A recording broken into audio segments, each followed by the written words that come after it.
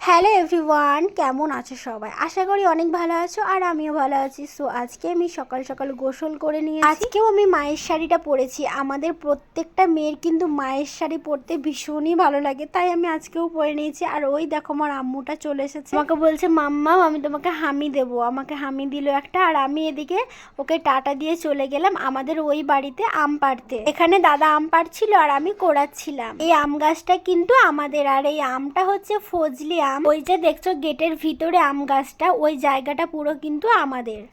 যাই হোক, তারপরে এখানে আমি অনেকগুলো আম পেড়ে নিয়েছি। আর এই বাড়িতে আমি অনেক দিন পরে আসলাম। প্রত্যেক বছরে কিন্তু এই গাছে খুব বেশি আম হয়, বাট আগের বছরে আম খুব কম হয়েছিল এই গাছের, আর এইবারে অনেক আম হয়েছে আমাদের। দাদা এখানে আম পেড়েই যাচ্ছে আর আমি কুড়িয়েই যাচ্ছি। এখন অবশ্য আমগুলো ছোট আছে, বাট অনেক দিন হয়ে গেলে না এই আমগুলো অনেক বড় বড় হয়। আমাদের গাছের আম প্রচুর বড় বড় আম হয়। অবশ্যই যখন বড় হবে আমগুলো তোমাদের আবার একটা ভিডিও শেয়ার করব। আমগুলো কিন্তু ফজলি, আর ফজলি আম তোমরা অনেকেই জানো যে মিষ্টি হয়। আর এই দেখো আমাদের গাছে কত আম ধরেছে। গাছ থেকে আম পেড়ে খাওয়ার মজাটাই আলাদা। আগে যাই বাড়ি, তারপর তো ঝাল নুন দিয়ে ভালো করে মাখা করবো। আর এইদিকে দেখো আমার দাদার ছেলে ওখানে দাঁড়িয়ে। যাই হোক, আমি তারপরে বাড়ি চলে আসি, আর বাড়ি এসে আমগুলোকে ভালো করে ধুয়ে নিলাম। আর এই আমগুলো এখন আমাদের বাড়ির সবাই মিলে খাবো। এই আমগুলো ধুয়ে আমি কাটতে বসে পড়েছি। ভাবলাম আমটাকে মাখা করে খাবো, কিন্তু ওটাই আজকে গরম লাগছিল আমার, কি বলবো, তার জন্য ভাবলাম যে না আর মাখা করব না, গুঁড়ো লঙ্কা আর লবণ মিশিয়ে খাওয়া যাক। তারপরে আমার ফ্রেন্ড এসেছিল,